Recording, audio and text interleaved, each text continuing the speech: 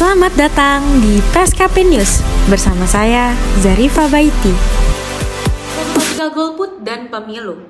Pemilu menjadi suatu topik nasional yang kontroversi karena di dalam pemilu akan terjadi banyak sekali problematika dan yang pasti terjadi adalah golput.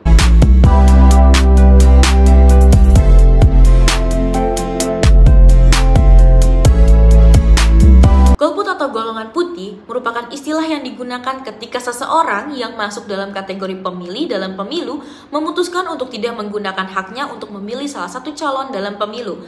Banyak orang yang kemudian beranggapan bahwa ini suatu hal yang melanggar hukum.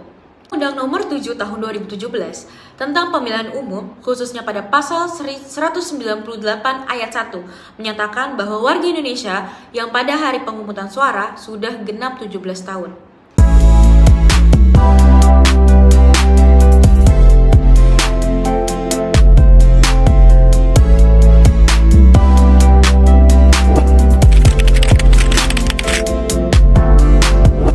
Golongan putih ini terjadi di setiap negara yang menggunakan sistem pemilu. Perbandingannya adalah Indonesia. Indonesia pada awalnya, golput adalah gerakan protes dari mahasiswa dan pemuda terhadap pelaksanaan pemilu pada tahun 1971.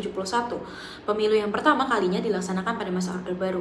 Hingga saat ini di tahun 2020, gerakan golput tetap disuarakan sebagai bentuk protes pada penggelaran pemilu. Melihat golput sebagai bentuk sebuah proses dan diterima alasan-alasannya karena rasional. Berdasarkan hitung cepat dari LSI, dengan 100% sampel, data golput pada Pilpres 2019 mencapai angka 19,24%.